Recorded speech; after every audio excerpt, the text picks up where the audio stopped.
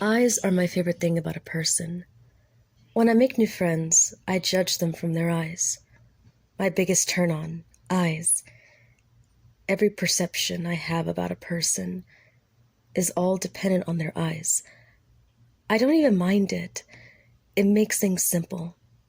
If you don't have nice eyes, I won't like you.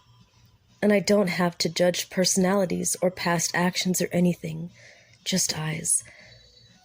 I guess it might have something to do with my eyes. My whole life I'd been told I have incredible eyes. They started out bright green, almost like grass, but they changed from time to time, but never ceased to be a vibrant, beautiful color. A couple of days ago, I had met the most beautiful woman. She was dark-haired and a bit overweight, but what made her so beautiful were her eyes nonetheless. They were so blue, very bright and almost icy, like the color you'd find way out in the Arctic. She was in front of me in a line at my local convenience store.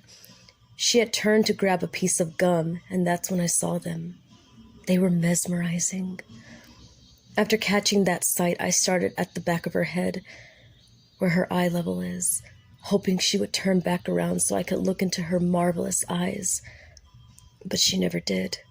Just moved up in line, paid for her stuff, and walked out. I needed to see them again. They were so amazing to just disappear as quickly as they'd come. I abandoned my handful of items and ran out of the store in an attempt to catch her. Luckily, I found her loading her truck with her recent purchases. I approached her and asked if she needed any help loading up. She looked up from the trunk and looked directly into my eyes. I flinched slightly from the shock of just how amazing hers were. She smiled at me and accepted my offer. While loading the bags, we had a bit of a small talk, and I invited her to lunch. She accepted, and I couldn't help but grin like an idiot. I had begun to fall in love, just because of her eyes. We went to a small cafe about a half-mile from the store. We talked about work and family, the same old getting-to-know-you bullcrap. We spent about 2 hours talking until a brief moment of silence elapsed. She stood up, saying maybe it was time for her to go. It wasn't enough, though. I needed to look at her eyes some more. They were perfect. I desperately asked if she wanted to come back to my place and maybe watch the most recent Walking Dead I had recorded days before. She smiled again, which widened her eyes, and again I felt my breath catch at my throat. It was almost too good to be true. We got to my place and I turned on the TV and poured a couple of drinks. We stretched out on my sofa and began to watch. I couldn't concentrate, though. I kept looking over at her and those eyes. It was almost impossible to focus on anything else. At one point, she noticed me staring at her and gave a shy smile. I couldn't resist, and I asked if she wanted to have fun. She considered it for a second and then nodded.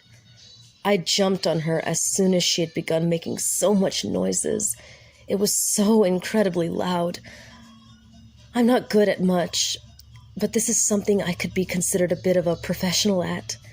But still, she screamed and yelled and squirmed.